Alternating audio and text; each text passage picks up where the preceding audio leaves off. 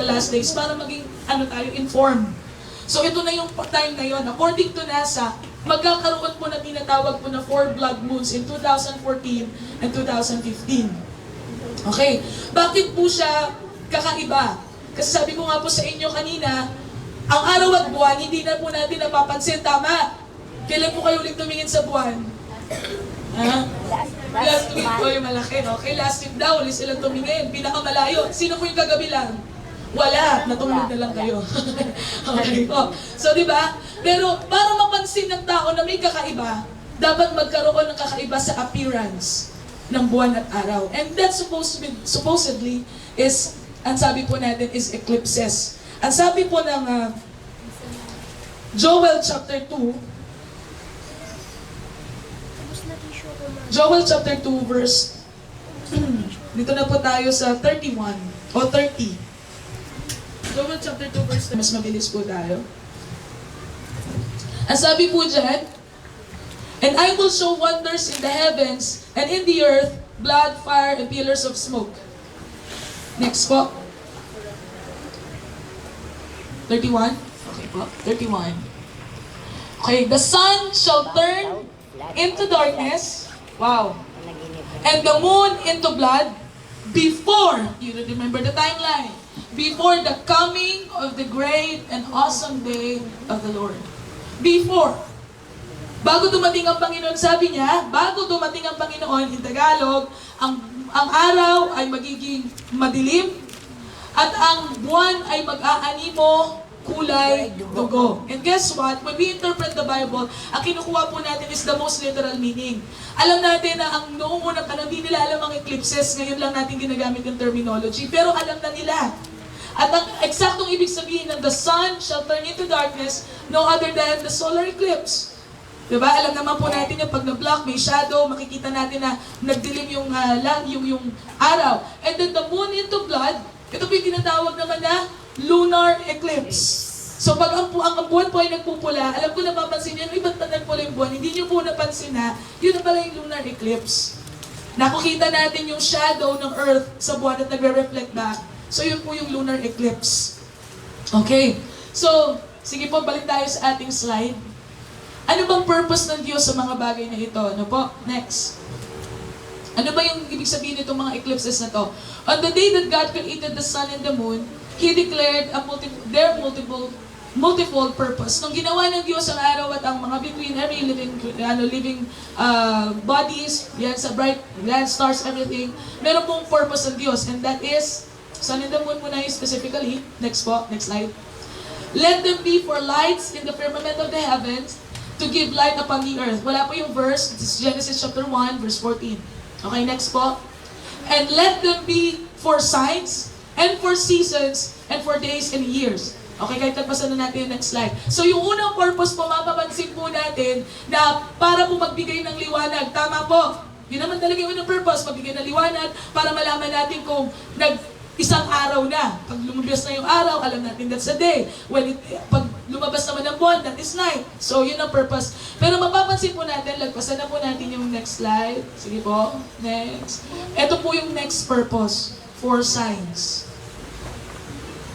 To give signs. Alam niyo po, hindi gumagawa ang Diyos ng isang bagay nang walang dahilan. Kahit, di ba? Kahit nga po lamok, may purpose kung bakit nag-exist.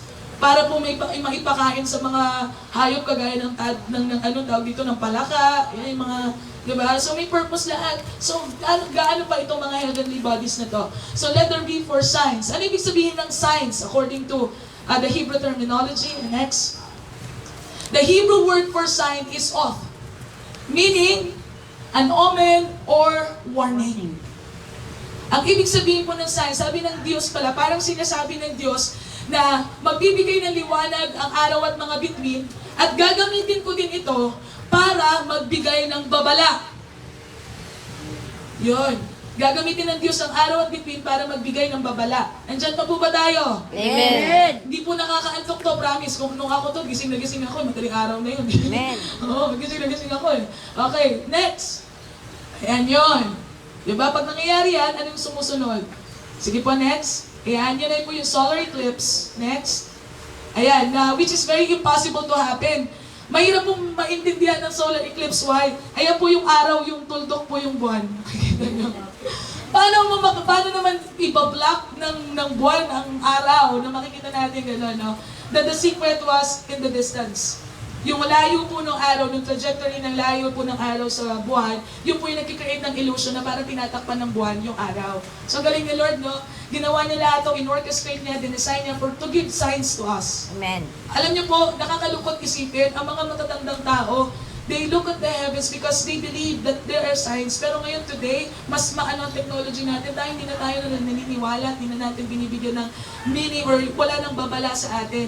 Pero sa mga lumang tao, napo-foretold nila kung ano yung mangyayari because they watch the heavenlies. I'm not saying na maging astrologer tayo, mga horoscope, hindi ho yan totoo. No po, hindi ho yan totoo. Yung horoscope, kung naniniwala po kayo sa horoscope, hindi yan totoo. Gagamitin ng Diyos ang heavenly bodies in the last days, not for astrology, but for us to see yung mga babala. Next, ang sabi po, yan po yung solar eclipse. Sige po, next po tayo. Ito naman po yung lunar eclipse. Okay, that's an example of lunar eclipse. The moon would turn into blood. Kulay-pula. Bakit naman kasi sa lahat ng kulay, ba't pula pa? Diba? No? Can you imagine that? The people don't know in the Old Testament kung bakit pupula ang buwan. Pero ngayon alam natin ba't pupula yung buwan. At bakit pula? Ang dami namang kulay, pupula pa talaga. No? Ang galing ng Lord. Okay? Next po. And let there be, sabi niya nung una, sign o babala. The next is 4 seasons. Gagamitin ng Diyos ang araw at ang buwan para magbigay ng palatandaan ng season. What does season means? Kung yung sign ay tungkol sa babala, season is a Hebrew word for moed, which means an appointed time. Ibig sabihin po ng appointed time, in Tagalog translation, isang period o isang punto sa isang panahon. So, ibig sabihin, gagamitin ng Diyos ang araw at buwan para magbigay ng babala kasi may pinupunto siya. Kuha po ang punto. Nakuha niyo po? May pinupoint siya. When there is something happening, going on in that heavenlies na kakaiba, merong tinuturo ang Diyos. Di ba ganun tayo? Pag pupunta po kayo ng isang lugar, merong mga sign, di ba? Merong sign for red light, yellow light, etc. etc. Ganun din po ang Diyos. Alam niyo bang siya ang nagbigay ng katalinuhan na yan? Kasi para maging familiar tayo sa signs. Amen. Oo, siya nagbigay ng katalinuhan eh. Go green, red stop, di ba? You see? Those are wisdom from the Lord. Okay, ano bang ibig sabihin ng appointed time or season sa Biblia? According to the Bible, the God-appointed times are none other than the feast day described in Leviticus. What are the feast day? Ang feast po ay pista ng Israel. Ang Israel po ay may pista. Amen. Pista na, alam niyo po ba, sino po nakakabasa ng mga pista sa Biblia? Okay, so naiba lang po ng practice ngayon, pero biblical po ang pista. Kaya nga may pistang Kristiyano na eh. So, ang Israel may mga pista sila. Ano pong relationship nitong pista na to sa araw at buwan, etc. etc. Magkakaroon po ng tetrad na tinatawag. Sabihin na natin tetrad. Tetrad. So, yung tetrad po, ito po yung 4 na sunod-sunod pupula ang buwan o magkakaroon po ng tinatawag na blood moon or lunar eclipse.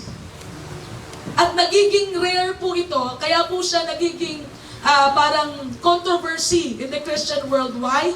It so happened na ito pong tetrad o yung 4 blood moons na sunod-sunod, tatapat po sa pista ng Israel.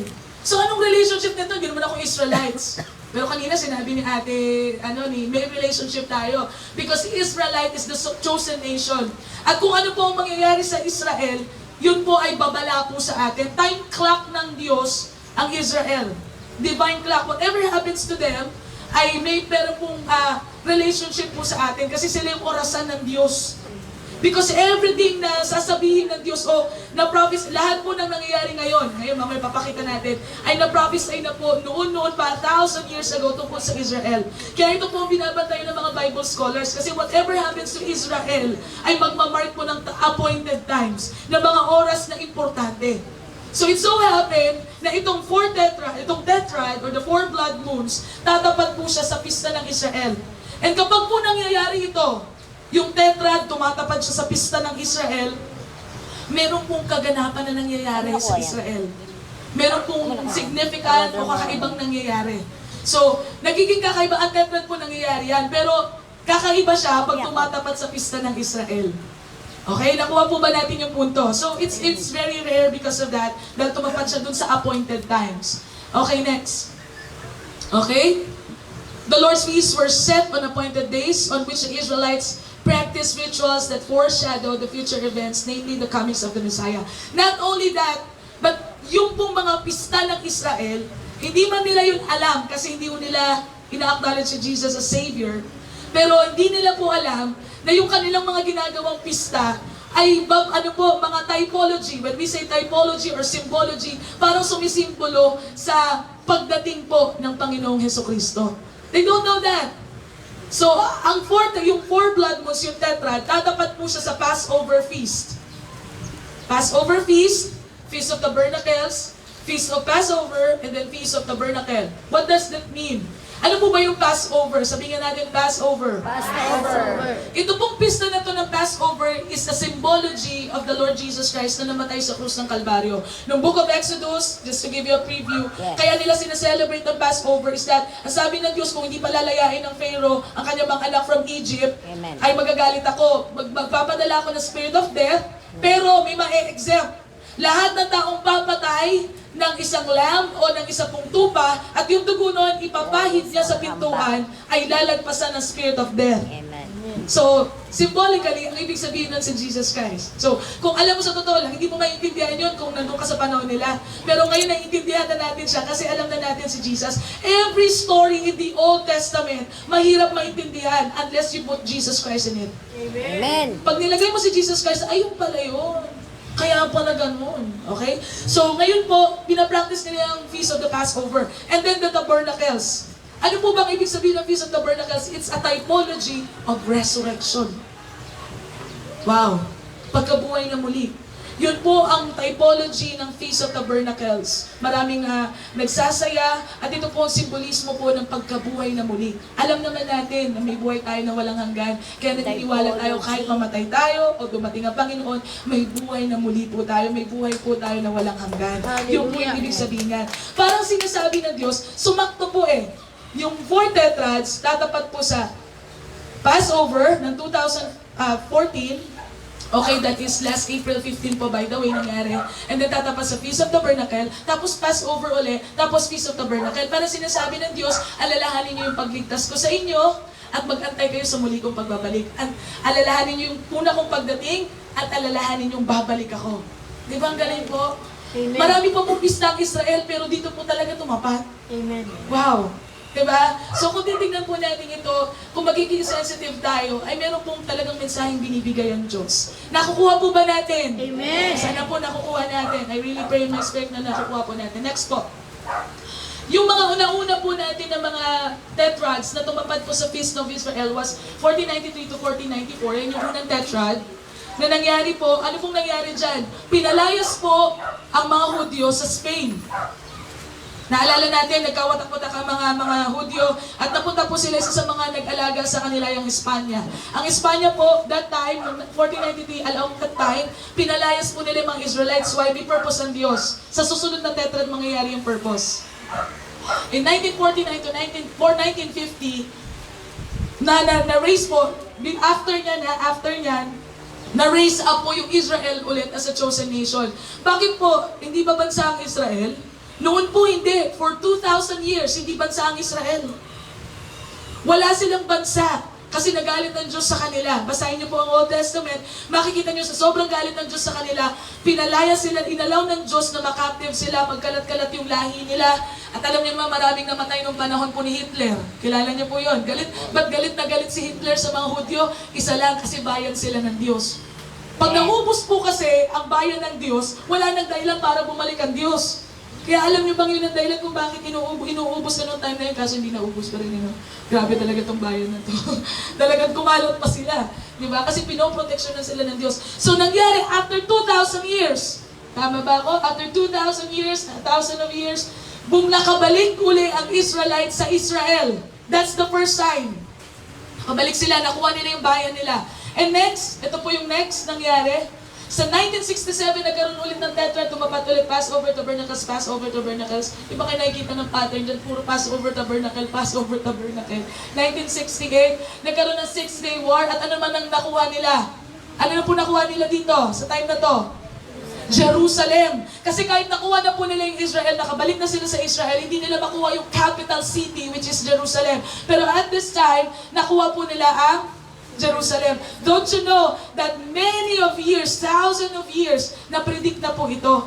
Na-prophesy po ito in the book of Daniel, in the book of Amos, Isaiah. Pag pinasa po natin, sabi niya doon, darating ang time na muli kong ibabalik ang aking bayan sa kanilang lupain. Sa lupa ako, dun sa lupain na itinakda ko. At makukuha nila ulit yung Jerusalem. Those are the signs of the last days. Signs po yun ng last days na makukuha ng Israel ang Israel at makukuha po nila ang Jerusalem. Meron po tayong final sign na inaantay. Ito po yung makuha nila yung templo. According to Matthew chapter 24, if I'm not mistaken, going to read that. 24 verse 15, kahit hindi na nyo po i-flash yan, I'm just going to read. Ang sabi na po dito, bakit po natin nasabi na ito po yung final sign? We hope that it is the final sign talaga. We believe, many people believes that. In Matthew chapter 24 verse 15, ang sabi niya, makikita ninyong nagaganap sa banal na lugar, the temple, ang kalapastangan ng walang pangalawa, the Antichrist. Okay? Na tinutukoy ni Propeta Daniel. You have to read the book of Daniel, by the way. Unawain ninyo ang unawain ito na bumabasa. Kapag nangyari ito, ang mga nasa Judea ay dapat tumakas sa kabundukan, ang mga nasa bubungan ay huwag nang babala, etc., etc. At sa verse 22 or 20, ipanalangin ninyo na ang inyong pagtakas ay huwag mataon sa taglamig o araw ng pamamahinga. Sapagat sa panahong iyon, ang mga tao ay magdaranas ng napakalaking kapigatian, hindi pa nararanasan mula ng likhain ang sanlibutan hanggang ngayon at hindi na mararanasan pa kahit kailan. Amen. Pag nakita po natin yun, that would be the start of the tribulation. So, it will commence na yung tribulation. Hindi naman po actually commence, no? Pag sabi commence, mag-i-start na siya. So it would be the final signs na papasok na po ang mundong ito sa tribulation. So ito po yung final sign na tinitignan po. Pero actually, according to many scholars, dapat nga po ay hindi na po natin masaksihan na umupo yung Antichrist sa Jerusalem. Dapat ang makita na lang natin, makuha ulit ng Israel ang temple. Kasi pag nakaupo na yung Antichrist, yung tribulation na yun. Okay? Yun yung kapigati ang wala nang susunod pa. Nakuha niyo po yun? Sino po nakakuha po nun? Ibig sabihin po, at that time, ay talagang we don't know, marami pong timelines na binibigay yung maraming iba-iba din sila ng sinasabi dito. Pero isa lang ang alam natin, kapag yung Antichrist nakaluklok na siya dun sa temple, dun sa holy temple ng Israel, that would be commencing the tribulation. Papasok na po ang mundo sa tribulation. Dapat wala na tayo doon at that time, no? Na kapag nag-rule na yung Antichrist, dapat wala na po tayo doon. And maybe also, no po, kasi ayoko pong ipagdiinan yung time na yun kasi merong iba pang mga detalye. Mahirap pong mag-claim, no po. Pero well, anyways, ito po yung huling sign na hinaantay. Bakit po significant tong huling sign na to? Yun nga, dahil doon sa event na yun. At yung sign po na yun, alam naman natin yung mga nangyari for the past yan yung dalawa na yan. Nangyari sa tetrad. May meron pang huling tetrad. Yung tetrad sa 2014 and 2015. Ito po. And bakit po ito significant? Kasi hindi na po ito mauulit for another 600 years. Hindi na siya mauulit. Hindi na po magkakaroon ng tetrad na tatapat po sa pista ng Israel. Wala nang ganun for 600 years. And ang sabi po ng Bible, kapag nakita niyo po ang mga babalang ito, ang sabi niya, behold, your redemption has come. Pag nakita niyo po itong mga signs na to, yan yung mga signs na tinitingnan po natin. Pag nakita po natin yan, hindi na magluluwag. Darating na ang Panginoon. So, we have to really make bantay. Talaga, we have to be watchful. Babantayan po natin itong event na ito, but higit sa lahat, babantayan natin yung puso natin. Amen. Amen. Amen. Kasi alam niyo po, hindi ako naniniwala na ang tao pag natakot nababago. Yung pagkatakot sa Diyos, oo. Pero yung takot, lumilipas siya. Halimbawa, matakot ka ngayon, manood ka ng movie. Mamaya ulit, nakarecover ka na. Katulad ngayon, makatakot ho kayo. Mamaya pag-uwi niyo sa bahay, pinag-uusapan niyo, sa susunod na araw, di na ako may matatakot. Ang gusto pong i-imply po ng mga bagay na ito, maging aware tayo, hindi po matakot. Maging silbi po itong awareness sa atin that God is coming very soon. Amen. Kuha po natin. Malapit na po. To October 8, mangyayari po yung next na blood moon. Tapos na po yung April 15. And according dun sa video po na pinanood ko, and I want to give credit to that man, Meron si pa? Haji, I cannot remember the first name. Meron. Ang sabi niya po doon, September. 2013, pinifilm niya yung video. September Sabi niya, naniniwala 28, siya tapos October that on April 15, yung first blood moon, by the way, the Passover, there would be a war in Israel. There could be a war in Israel. And ito po, guess what? Nagwa-war na po ba ang Israel ngayon? Yes. The film was 2013, and they were telling that there would be war in this 2014 to 2015, and this is happening today. Yes, men. At kapag po nagigera po ang bansang Israel, pag nagigera po sila, madalas nananalo sila. Yung pong mga nakita niyo po kanina, nanalo sila lahat doon at nakuha nila, papalapit na sila ng papalapit doon sa temple. Yung po kasi yung goal talaga nila, makuha po nila yung templo. Bakit? Napakahalaga sa kanila ng worship. Today, ang mga Israelites po, bagamat nasa kanilang Israel, nakuha nila ang Jerusalem, sa wall lang po sila nagwo-worship, dumidikit lang sila sa wall. Doon na sila nagwo-worship kay Yahweh. Okay, doon na po sila nagwo-worship. So gusto nila talagang makuha yun, that's why merong war po ngayon sa Gaza. So, you see, ganda po natin yung mga succession of events. So, next, according to the Bible, the moon is a faithful witness. Let's go back to the moon. So, yung lunar tetrads, sabi niya po dyan, is a faithful witness. Tapat po na patotoo ang buwan. And ang sabi po ng Biblia, sige po next. According to the scripture, ang testimony po ng dalawa o tatlo ay i-consider nating katotohanan. Unless na may 2 to 3 witnesses, sinungaling yung tao na yon, sinungaling yung statement or whatever. Pero pag may 2 to 3 witness, ay faithful po yun, ibig sabihin totoo yun. And guess what? Ang tetrad po na tumapat sa feast day, mula dun sa una nating binanggit, 3 po. From 1493, and then yung 19-something, and then yung 19 gano'n. So meron na pong 3 blood moons na nangyari na tetrad. So, what does that mean? Diba? Ibig sabihin, may pinapatotoo, nagpapatotoo ang buwan tungkol sa pagdating maaari ng Panginoon. Diba? Okay, next po tayo. Dito naman po tayo sa sun. Ang sabi niya, hindi lang magiging blood moon ang moon.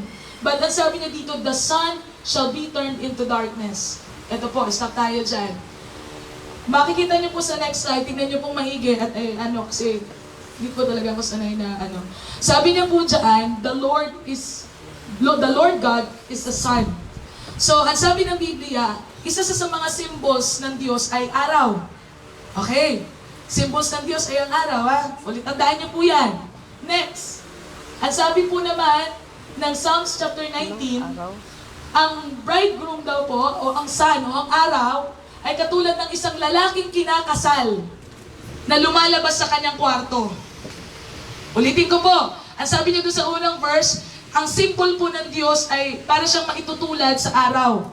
At ang sabi naman ng Biblia sa Psalms 19, ang araw po ay katulad ng isang lalaking ikinakasal na lumalabas sa kanyang kwarto. And guess what? In the next verse, we know that yung lalaking kinakasal nire-represent ni Jesus Christ.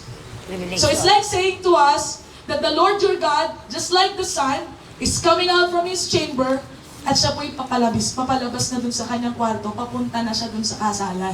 Amen. Kukuha niyo po yung point. Book of Papunta na siya sa kasalan. At sino po yung pakakasalan niya? Ang mundo. Sino po? Ang The church. church. Kanina tinuturo ko yan sa inyo. The church is the bride. Amen. Tayo po yun, yung babaeng Amen. kinakasal. At kagaya po na sinabi ko po kanina nung sa second service, hindi po darating ang groom para sa isang dugyot at madumi na bride. Bride. He would come for a bride that is glowing, Well-dressed. pure, amen po, malinis, diba? Darating siya para doon, sa bride na yon. Kaya nga bakit may kasalan? It's typology also. Alam niyo po ba kung sino ang unang nagkasal? Kilala niyo kung sino ang unang kinasal at nagkasal? Hindi niyo alam.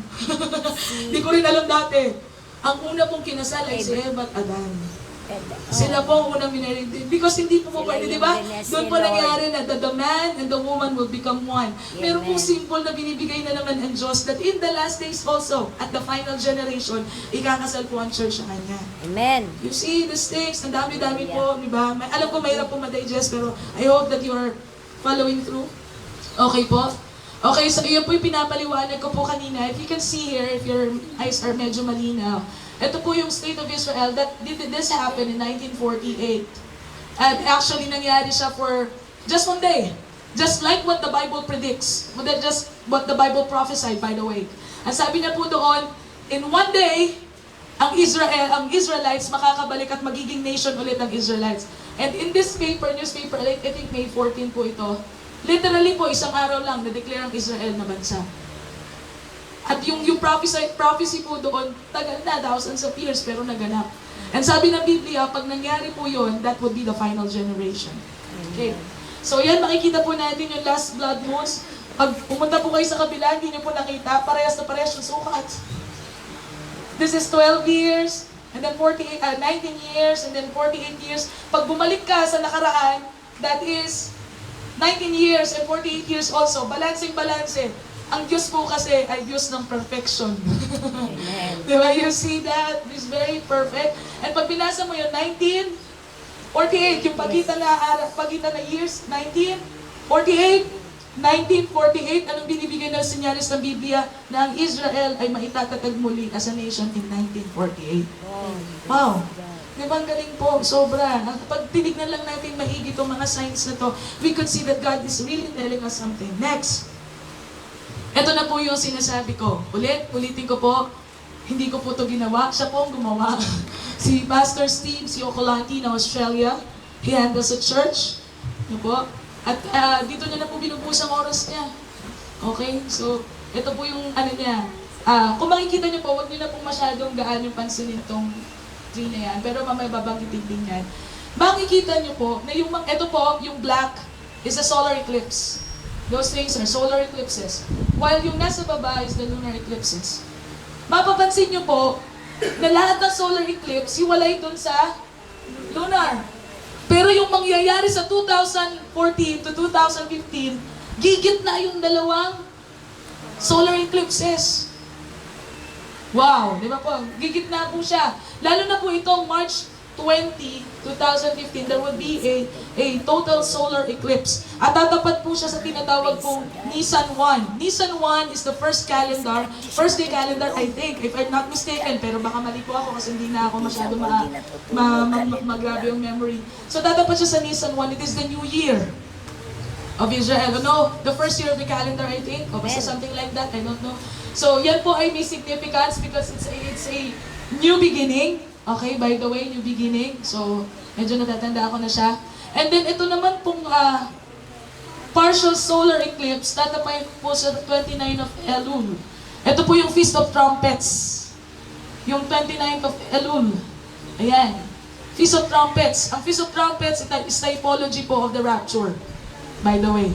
Typology po siya ng rapture, may mga trumpet ang papatulungin. Alam naman natin pag dumating ang Panginoon, anong sinyales? Trumpet. Trumpet.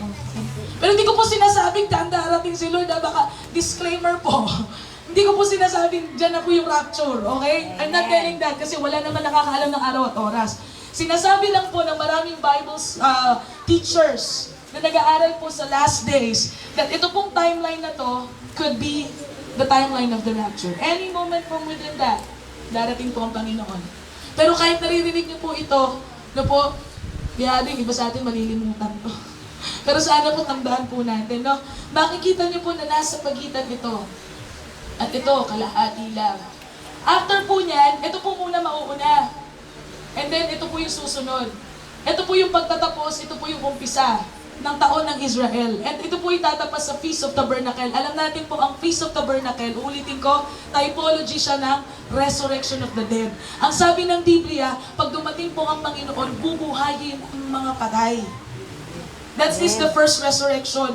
Lahat po ng mga namatay, kahit saan pang lugar yan, kaya hindi po question sa atin kung may cremation, kasi walang imposible sa Diyos. Kapag Kristiyano ka, kung sakaling na-cremate ka, kayang-kaya kang buuin ni Lord. Okay?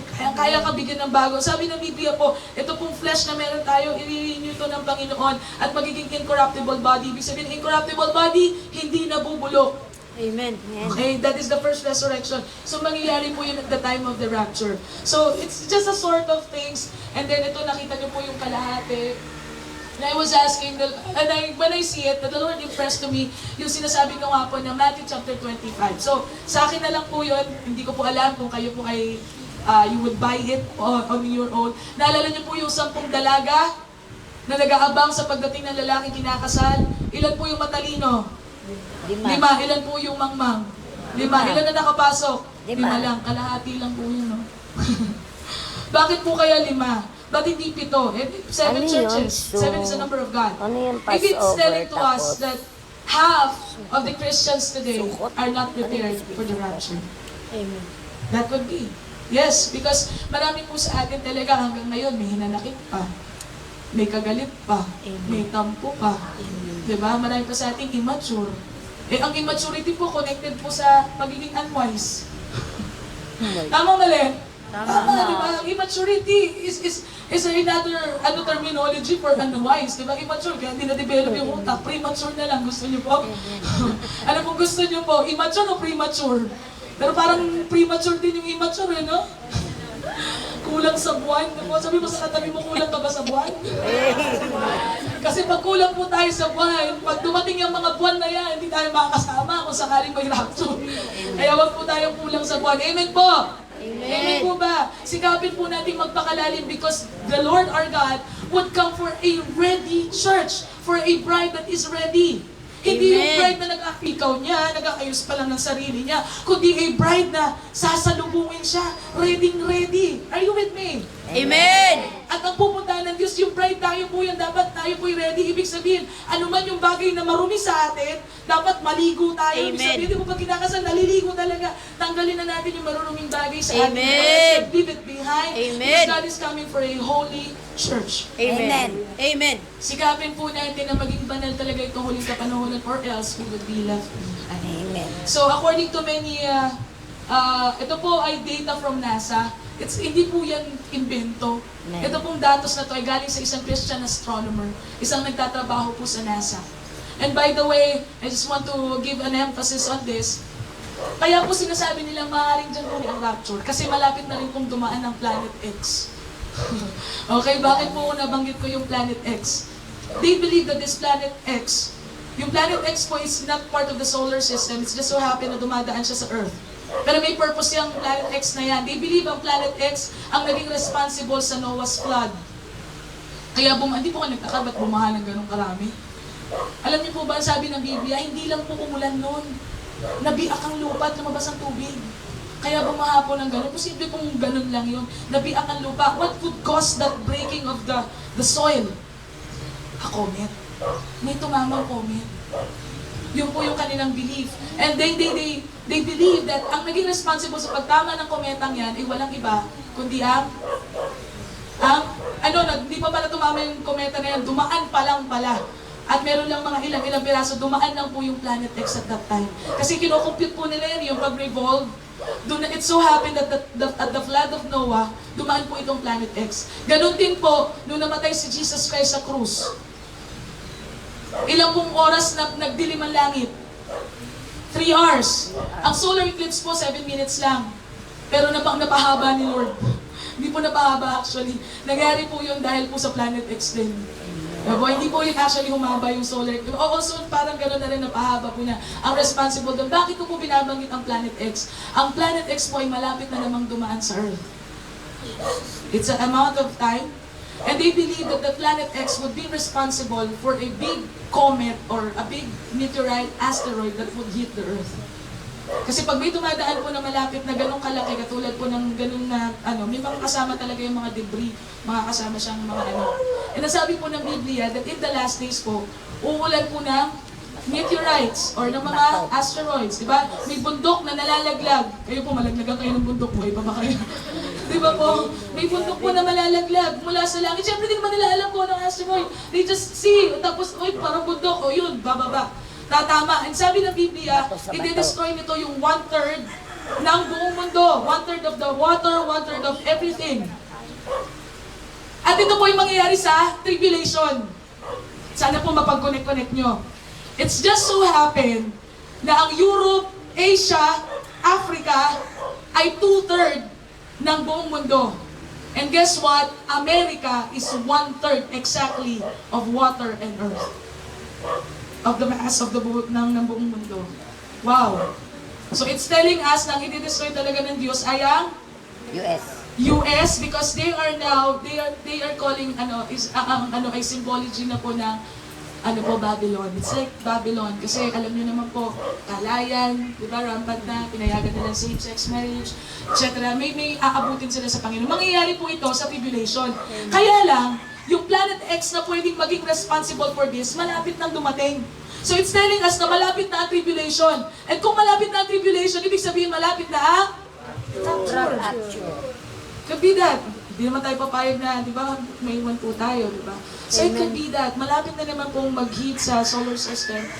You research it. Maybe there are may mga parts po na may konti akong mali. So you pardon that because I'm not a computer. Okay? So kung ano po yung nakita ko lang at nabasa ko, yun po yung baka meron pa po kayong makita at madagdag sa inyong kaalaman. I'm challenging you to research on it. And after nyo po ma-research, lumuhod na tayo sa Panginoon. Amen. Hingin ng tawad sa ating mga pagkukulat at pagkakasalan. This is a call for repentance because the God that we serve, hindi siya bulag. Nakikita niya lahat ng bagay, lahat ng tinatago natin, alam niya. Lahat ng gumagana sa ating isipan, alam ng Diyos na ito. At kung nagawa ng kontrolin ng araw at ang mga buwan, lahat ng mga bagay nito, ganun siya katalino. Kaya na din baguhin ng puso niya. Amen. Kaya tayo ma-reform at ma-change. Kung depende lang kung gusto talaga po natin. Dahil malapit na po siyang dumating. Are we ready? Amen. Ready na po ba tayo? Handa na po kaya tayo. Marami pa po yan actually, marami pang binabanggit yan. And by the way, ang tribulation, they believe that magpupula ang buwan at didilim ang araw. Pero don't you know, pag binasa nyo po, meron pang isang event na mangyayari. At maaaring ito po yung katapusan ng tribulation. Ang mangyayari sa time na yun, hindi po pupula ang buwan. Hindi na rin po magbibigay ng liwanag ang buwan. May dalawa pong bagay na binigay sa Biblia. Kasi minsan nakakalito, alin ba yung alin? Alam niyo po, ang second coming of the Lord nahahati sa dalawa. Okay, halimbawa may papel ka, buti na lang wala nakaipat. Ito yung buong papel. May dalawang bahagi po ang pagdating ng Panginoong Jesus. The number one is the rapture. The second one is the revelation. Sa pagitan ng dalawang ito, yung tribulation. Yung 7 years na gap. Yung una po secret, hindi malalaman ng lahat ng tao. Malalaman lang nila that one day pagising nila kung umaga sa kanilang lugar, makikita po nila na wala na yung kanilang asawa na Kristiyano, dinagit na, Ano yun na lang ang nila una? makikita. Diba? Wala na, tulad nung nakita niyo po nung talent night, na wala sa dati. Diba? Naging damit na lang. That could happen. Kasi, kaya hindi madadala yung damit kasi damit po is a physical diba? So, that would happen. After the rapture, may 7 years muna. Itutuloy ng Diyos ang pagbuhay sa mga patay pag bumalik siya sa Revelation. So may 7 years gap po yan. And in the Bible, it just so happened na may dalawa ding events. Pupula ang buwan at magdidilim ang araw. The other verse is like this. Didilim ang araw at hindi magbibigay ng liwanag ang buwan. Two events seems like na parehas. At sa dalawang events po na ito, Matthew chapter 24 and Revelation chapter 6. Yung sa Revelation chapter 6, ang binabanggit po niya doon, pupula ang buwan at didilim ang araw. At malalaglag yung mga bituin sa langit. So, di ba? Yung next naman, didilim ang araw, o magdidilim ang araw at hindi magbibigay ng liwanag ang buwan. At may comments din. So they believe, because God is a God of orchestration and design, magko-commence talaga ang tribulation sa eclipses at mga showers of comets, and it will end din sa eclipses and showers of comets. So two things that would happen, and so far, as we can see here, kaya hanggang 2020 lang, may solar eclipse pa na nangyayari at this time. Okay? So yan po. Pero these are all just calculations. Kung dumating o hindi dumating ang Panginoon, but I believe na malapit na talaga siyang dumating. Kasi ayan na, yung mga signs, hindi po ito maitatatwa, science. Alam niyo po, kagaya na sinabi ko po kanina, 4 na tao lang po sa Biblia ang nakaalam. 4 na grupo ng tao lang ang nakaalam sa pagdating ni Jesus Christ. Unang-una po ang shepherd. In our day, that is the pastor. Second is the wise men. Alam niyo po yun, yung mga pantas na sinundan yung tala. These are people that are learned. Ibig sabihin, ito yung mga taong tinitingnan nila yung langit pertaining to NASA. The astronomers natin. And then Anan, and I don't know the other one, Simeon, I think. I don't know the parallel of these two. Pero yung dalawa po ang importante. Ibig sabihin, ang makakakilala ng mga signs ng last days, una, pastor. Pangalawa, yung may alam sa science. Tayo hindi po tayo talagang marunong sa science. Pero ito yung maganda, may pastor po tayo. Amen. Diba? May pastor po tayo. Kaya napaka-importante nakikinig tayo kasi kahit di natin yan alam, kung papakinggan lang natin yung tinig nila, at least we know that the time is coming very soon. The time of Jesus Christ is coming very soon po. Kaya sana makinig tayo sa mga lingkod ng Diyos na nangangarap po sa atin. Kung pinapagalitan, inaayos tayo kagaya ng sinasabi kanina ng isa nagte-testimony, magpaayos tayo po. Amen Amen. po. Salamat po sa Panginoon. Ipasa mo sa akin yung record mo.